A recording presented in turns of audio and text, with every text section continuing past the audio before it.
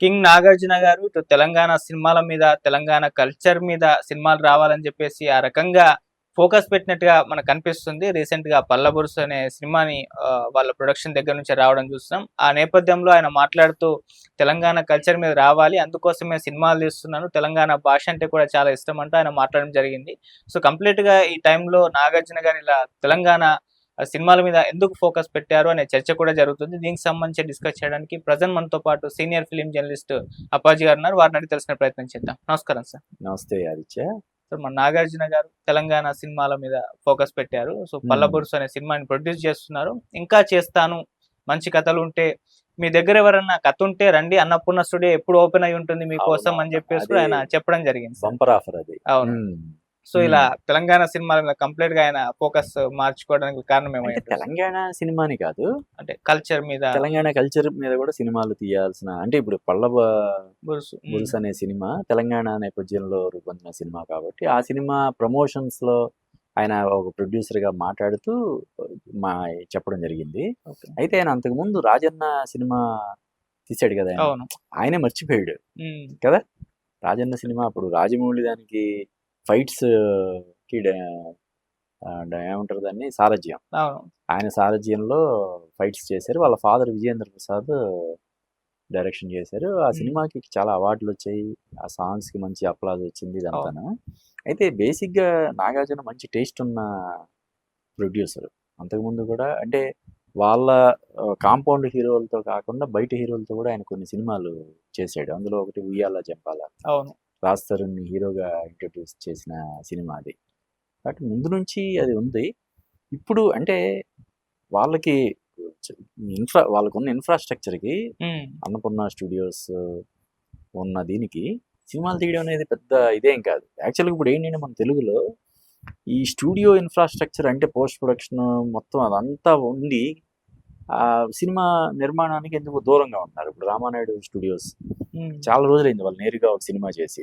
వేరే వేరే సినిమాలు అంటే రానా యాక్ట్ చేసిన సినిమానో లేకపోతే వెంకటేష్ యాక్ట్ చేసిన సినిమాకు ఆ బ్యానర్ పేరు పడుతుంది తప్ప వాళ్ళు ఓన్గా ప్రొడ్యూస్ చేసి చాలా సంవత్సరాలు అవుతుంది. అంటే ఏదైనా బాగున్న సినిమాని డిస్ట్రిబ్యూట్ చేయడం లేకపోతే అవుట్ రైట్గా తీసుకోవడం అటువంటివి చేస్తున్నారు తప్ప ఇది చేయట్లేదు, ప్రొడక్షన్ చేయడం లేదు. దానివల్ల ఒక రకంగా చెప్పాలంటే రాంగ్ సిగ్నల్స్ వెళ్తాయి. హ్మ్. ఒక సొంత స్టూడియో ఉండి ఇంట్లో హీరోలు ఉండి మెయిన్ అదే కదా, హీరోల రెమ్యునరేషన్ స్టూడియో ఇదే కదా, మిగతాదంతా నామినల్ ఎక్స్పెన్సెసే కదా. థియేటర్లు ఉండి అన్ని వ్యవస్థలు ఉండి డిస్ట్రిబ్యూషన్, ఎగ్జిబిషన్, ప్రొడక్షన్, స్టూడియో ఇవన్నీ ఉండి వాళ్ళే సినిమా నిర్మాణానికి దూరంగా ఉన్నారు. మనం ఎందుకు అని కొంతమంది భయపడేలాగా ఉంది వాతావరణం. అటువంటిది నాగార్జున ఇప్పుడు మొన్న వాళ్ళ అబ్బాయిని పెట్టి లెనిన్ సినిమా తీశాడు. ఇప్పుడు పల్లబురుసు అనే సినిమా ఒకటి తీసినారు. ఇంకొకటి ఏంటంటే ఇందా నువ్వు చెప్పినట్టు ఇప్పుడు రైటర్స్కి ఆయన ఓపెన్ ఆఫర్ ఇచ్చాడు. మీ దగ్గర మంచి కథ ఉంటే మా అన్నపూర్ణ స్టూడియోకి రండి, మేము సినిమా తీస్తామని చెప్పి. అది చాలా పెద్ద ఇది కదా. సో ఒక రకంగా అంటే ఆల్రెడీ గత కొన్ని రోజులుగా ప్రతి వారానికి లేదంటే 2 వారాలకు ఒక సినిమా హిట్ అవుతుంది. అవును. ఒక దశలో సంక్రాంతి తర్వాత మన శంకరవరప్రసాద్ సంక్రాంతికి వచ్చిన 2-3 సినిమాలు మంచి విజయం సాధించాయి. ఆ తర్వాత నుంచి వచ్చిన సినిమాల్లో బాక్స్ ఆఫీస్ దగ్గర బోల్తా పడ్డం అనేది మనం చూసాం. కానీ తర్వాత మా ఇంటి బంగారం కావచ్చు, ఇలా కొన్ని సినిమాలు ఇప్పుడు రీసెంట్గా వచ్చిన చెన్నై లవ్ స్టోరీ కానీ కదా, మధ్యలో 1-2 డబ్బింగ్ సినిమాలు, ఇప్పుడు కూడా DC అనే సినిమా విపరీతం కలెక్ట్ చేస్తుందని చెప్పి చెప్తున్నారు. అంటే జనాలు థియేటర్లకు రావడం లేదు కాబట్టి సినిమా నిర్మాణం జోలికి వెళ్ళడం అనవసరం. తీస్తే అయినా OTTకో లేకపోతే వెబ్ సిరీస్ లాగో చేయాలి తప్ప సినిమాల జోలికి వెళ్ళకూడదు అనే ఒక ఇది ఏదైతే నెలకొని ఉందో దాన్ని దూరం చేస్తూ ఇప్పుడు సినిమాలు విజయం సాధిస్తున్నాయి. నాగార్జున లాంటి హీరో కమ్ ప్రొడ్యూసర్ ఇలాగ సినిమా నిర్మాణానికి ఒక ఓపెన్ ఆఫర్ ఇవ్వడం అనేది ఒక శుభ పరిణామంగా మనం చెప్పవచ్చు. ఓకే. సో తెలంగాణ కల్చర్ మీద వచ్చిన సినిమాలకి ఇప్పటివరకు నాకున్న ఇన్ఫర్మేషన్ ప్రకారం అయితే ఎప్పుడు కూడా ఫ్లాప్ అయిన చరిత్ర అయితే లేదు సార్.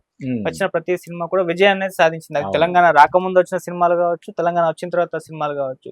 బలగం చూసాము, ఇప్పుడు ఎల్లమ్మ రాబోతుంది, రాజు వెడ్స్ రాంబాయి, ఆ, ఇంకా చాలా సినిమాలలో వచ్చాయి కల్చర్ మీద. ముందు బతుకమ్మ అని ఒకటి బతుకమ్మ, వచ్చింది. అవును. ఉమ్, రాజన్న ఉమ్, మనం ఆ, చెప్పుకునే టాపిక్. సో అవును. ప్రతిదీ కూడా వచ్చింది. ఇది కూడా ఒక కారణమా సార్ ఇప్పుడు అలానే తెలంగాణ? కాదు, తెలంగాణ కల్చర్ తో వచ్చి అంటే ఆ, అదొక సక్సెస్ ఫార్ములానే కాదు. పర్టికులర్ గా ఒక బ్యాక్ డ్రాప్ లో సినిమా తీస్తే సూపర్ డూపర్ హిట్ అయిపోద్దని మనం చెప్పడానికి లేదు. కథా కథనాలన్నీ కుదరాలి కదా. కుదిరినప్పుడు రెగ్యులర్ గా చూసే దీనికి డిఫరెంట్, అంటే మాట్లాడే భాష కావచ్చు, యాస కావచ్చు, లేదంటే ఆ వేషధారణ కావచ్చు, ఈ different గా ఉంటే చూడడానికి బాగుంటది కదా. అలాగన్నమాట. అంతే తప్ప మనం తెలంగాణ యాక్సెంట్ లో చేస్తేనే సినిమా హిట్ అవుద్ది, లేదంటే రాయలసీమ యాక్సెంట్ లేదంటే అలాగేం లేదు. ఓకే. అయితే ఈ మధ్య కాలంలో నువ్వు అన్నట్టు తెలంగాణ నేపథ్యంలో వచ్చే సినిమాలు, ముఖ్యంగా బలగం ఎంత పెద్ద విజయం సాధించిందో మనం చూసాము. అంటే అంతకు ముందు కూడా వచ్చిన సినిమాలు, ఇప్పుడు పెళ్లి చూపులు కూడా ఇంచుమించు ఇది ఉంటది కదా. అవును సార్. కదా. అంటే అన్ని మనం మన మన మన తెలుగు రాష్ట్రాల్లో రాయలసీమ ఉంది, తెలంగాణ ఉంది, శ్రీకాకుళం ఉంది, ఉత్తరాంధ్ర, ఇలా చాలా చాలా కల్చర్ ఇది ఉంటది. ప్రతిదీ ప్రతిదీ కూడా కరెక్ట్ గా ఇది చేస్తే హిట్ అవ్వడానికి అవకాశాలు ఉంటాయి అన్నమాట. ఓకే. సరే, ఇక్కడ నాగార్జున గారి ప్రకటన ఇవ్వగానే ఇంకొక విమర్శ కూడా వినిపించింది. తెలంగాణ ప్రభుత్వ దృష్టిలో పడడానికి, వాళ్ళ ప్రతినిధుల్ని మచ్చిక చేసుకోవడానికి నాగార్జున గారి ఇలా తెలంగాణ మీద ఫోకస్ పెట్టారా అన్న ఒక అభిప్రాయాలు కూడా వచ్చాయి సార్. మీరేం చెప్తారు సార్ దీనికి సంబంధించి? కాదు కాదు, అంటే నాగార్జున స్థాయి తెలియని వాళ్ళు ఎవరైనా అలాగ అనుకోవచ్చు, కానీ ఆయన చాలా పెద్ద స్థాయి. అంటే మన సౌత్ ఇండియాలోనే రిచెస్ట్ పర్సన్ అని చెప్తారు నాగార్జున. ఈ సినిమా అనేది అన్నపూర్ణ స్టూడియో సినిమా అనేది జస్ట్ ఆయన సామ్రాజ్యంలో ఒక 1% లేదంటే ఒక 10% ఉంటుందేమో. కాబట్టి ఈ రాజకీయ నాయకులను మచ్చిక చేసుకోవడం కోసం ఈ తెలంగాణ నేపథ్యంతో సినిమాలు తీయాల్సినటువంటి అవసరం ఆయనకి లేదు. కాకపోతే ఏంటంటే కొత్త టాలెంట్ని ఎంకరేజ్ చేయడంలో నాగార్జున ఎప్పుడు కూడా ముందు ఉంటాడు. ఆయన ఎంతో మంది డైరెక్టర్ని ఇంట్రడ్యూస్ చేయడం మనం చూసాం కదా. ఒక రామ్ గోపాల్ వర్మ కావచ్చు, ఇలా చాలా మంది, దాదాపుగా 10-12 మంది. అంటే ఏ హీరో కూడా గబుక్కున కొత్త వాళ్ళకి అవకాశం ఇవ్వడానికి 1-2 సార్లు ఆలోచించే రోజుల్లోనే ఆయన కథ నచ్చితే ఆయనే స్వయంగా ప్రొడ్యూస్ చేసి కొత్త వాళ్ళని ఇంట్రడ్యూస్ చేసినటువంటి సందర్భాలు ఎన్నో చూసాము. ఇప్పుడు కొత్త టాలెంట్ని ఎంకరేజ్ చేస్తూ, కాకపోతే ఏంటంటే ఒకటి మాత్రం, ఎక్కువ రోజులు మన ఇండస్ట్రీ చెన్నైలో ఉండిపోవడం వల్ల తెలంగాణ ప్రాతినిధ్యం అనేది కొంత తక్కువ ఉండేది. ఎందుకనో అంటే రైటర్స్ ఒక సీనాన్ రెడ్డి కావచ్చు, కాంతారావు కూడా ఆయన తెలంగాణ నుంచి వచ్చిన ఆయనే. అయినప్పటికీ కూడా తెలంగాణ హీరోల పరంగా కానీ, డైరెక్టర్ల పరంగా కానీ, నిర్మాతల పరంగా ఇలాగా చూస్తే తక్కువ ఉండేది. ఇప్పుడు హైదరాబాద్ షిఫ్ట్ అయిన తర్వాత, మొత్తం హైదరాబాద్లో సెటిల్ అయిన తర్వాత నెమ్మదిగా అది ఈక్వల్ దీనికి వచ్చేసింది. ఇప్పుడు తెలంగాణ నుంచి హీరోలు ఉన్నారు, నితిన్, విజయ్ దేవరకొండ లాంటి హీరోలు ఉన్నారు. ప్రొడ్యూసర్లు ఇప్పుడు అగ్ర నిర్మాతగా ఉన్నటువంటి దిల్ రాజు తెలంగాణ కదా. కాబట్టి ఇప్పుడు డైరెక్టర్లో తెలంగాణ ఉన్నారు, ప్రొడ్యూసర్లో ఉన్నారు, హీరోల్లో ఉన్నారు, టెక్నీషియన్స్లో ఉన్నారు, అందరిలో ఉన్నారు. అది లేదు ఇప్పుడు. తెలంగాణ, ఆంధ్ర లేదంటే రాయలసీమ అన్నది లేదు. అంటే ప్రతి సినిమాకి ఒక డిఫరెంట్ బ్యాక్ డ్రాప్. రొటీన్గా ఉంటే ఏముంటుంది. ఇప్పుడు మొన్న వచ్చిన సినిమా చెన్నై లవ్ స్టోరీ, దానికి పర్టికులర్గా చెన్నై అని పెట్టాల్సిన అవసరం లేదు. హైదరాబాద్ లోనో లేకపోతే వైజాగ్ లో జరిగినట్టు కూడా చూపించవచ్చు. సంథింగ్ డిఫరెంట్ గా ఉండాలి కదా.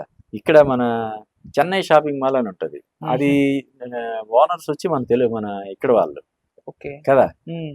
సంథింగ్ డిఫరెంట్ గా ఉంటది అని చెప్పి దానికి చెన్నై షాపింగ్ మాల్ అని పెట్టారు. అలాగే సాయి రాజేష్ వాళ్ళు చెన్నై లవ్ స్టోరీ అని పెట్టారు. డిఫరెంట్ గా ఉండాలి కదా. ఆ ఉద్దేశంతో ప్రతి సినిమా డిఫరెంట్ బ్యాక్ డ్రాప్ తో వచ్చినప్పుడే ఆడియన్స్ ఇంట్రెస్ట్ చూపిస్తారు కదా. ఇప్పుడు దీన్ని పళ్ళ బురుసు అనేది కాకుండా టూత్ బ్రష్ అని పెడితే దాని గురించి ఎవరైనా ఆలోచిస్తారా, దాని గురించి ఎవరైనా డిస్కస్ చేస్తారా? అసలు ఏంటి పళ్ళ బురుసు ఏంటి నాకే ముందు అర్థం కాలేదు. అంటే ఈ మధ్య కాలంలో ఈ తమిళ, మలయాళం నుంచి సినిమాలు డైరెక్ట్ గా అదే పేర్లతో రిలీజ్ అవుతున్నాయి కదా, అటువంటిదా ఏంటి అనుకో. తర్వాత తెలిసింది మొన్న ఇడుపు కాగితం, దాని గురించి ఎంత పెద్ద రచ్చ జరిగింది. అలాగా సంథింగ్ డిఫరెంట్ గా ఉంటాయి టైటిల్స్ దగ్గర నుంచి. ఒక యునీక్ ఇది ఉంటే తప్ప జనాలు రావట్లేదు కాబట్టి, థియేటర్ రావట్లేదు కాబట్టి, వాళ్ళని రప్పించడం కోసం డిఫరెంట్ కల్చరల్ బ్యాక్ డ్రాప్ లో సినిమాలు తీయడం అనేది ఒక మంచి విషయంగా మనం చూడాలి. ఓకే సార్, నాగార్జున గారే ఒక తెలంగాణ బ్యాక్ డ్రాప్ లో రాజన్న లాంటి ఒక సినిమా మళ్ళీ తీసే అవకాశం ఏమన్నా ఉందా, లేకుంటే అఖిల్ గారు లేకుంటే నాగ చైతన్య గారు వీళ్ళతో ఇప్పుడు లెనిన్ ఎలా ప్లాన్ చేస్తారో అలా ఒక తెలంగాణ బ్యాక్ డ్రాప్ లో సినిమా ప్లాన్ చేసే అవకాశం ఉంది? అంటే ఆయన చాలా జోనర్లో సినిమాలు ఆయన యాక్ట్ చేసాడు, తీస్తున్నాడు ఇప్పుడు. అలా అంటే పర్టికులర్గా తెలంగాణ దీంట్లోనే మనం చేయాలని కాకపోతే ఇప్పుడు ఆయన చెప్పాడు కదా, తెలంగాణ బ్యాక్డ్రాప్లో సినిమాలు తీయడానికి ఆసక్తి ఉందన్న విషయం ఆయన చెప్పాడు కాబట్టి, ఆ నేపథ్యంతో ఎవరైనా ఆల్రెడీ కథలై సిద్ధం చేసుకున్న వాళ్ళకి ఇది ఒక మంచి ఇది అవుతుంది. ఓకే, అంటే ముందు సరే ఇది నా తెలంగాణ బ్యాక్డ్రాప్లో నేను తయారు చేసుకున్న సబ్జెక్ట్ అనగానే ముందు ఆ డోర్ ఓపెన్ అవుతుంది. కానీ కేవలం తెలంగాణ బ్యాక్డ్రాప్తో తయారు చేసుకోవడం వల్ల సినిమా ఆ సబ్జెక్ట్ అక్కడ ఓకే అయిపోద్ది, వెంటనే సెట్స్కి వెళ్తుందని మనం చెప్పలేం కదా. ఓకే కదా, బ్యాక్డ్రాప్ అనేది ఒక ఒక ఆస్పెక్టే తప్ప మొత్తం సినిమా అదే ఉండదు కదా. అది కొన్ని సినిమాలు ఎందుకురా ఈ బ్యాక్డ్రాప్ లో తీసారు, మామూలుగా తీసినా సరిపోయింది అది కదా అని కూడా అనుకుంటాం మనం కదా. ఎందుకంటే ఆ చేస్తే పర్ఫెక్ట్ గా చెయ్యాలి, ఆ యాక్సెంట్ కానీ అక్కడ ఇది కానీ ఆ అట్మాస్ఫియర్ ఇవన్నీ కూడా ప్రాపర్ గా ఎస్టాబ్లిష్ చేయగలగాలి. అలా కాకుండా ఏదో దీనికి తెలంగాణ బ్యాక్డ్రాప్ పెడదాం, ఇప్పుడంతా తెలంగాణ బ్యాక్డ్రాప్ వచ్చే సినిమాలు హిట్ అవుతున్నాయి కదా అని చెప్పి ఎవరైనా అటువంటి ప్రయత్నం చేస్తే అది అంత ఫలవంతం అవ్వదని నేను అనుకుంటున్నాను. Okay sir, thank you so much sir. Thank you Aditya.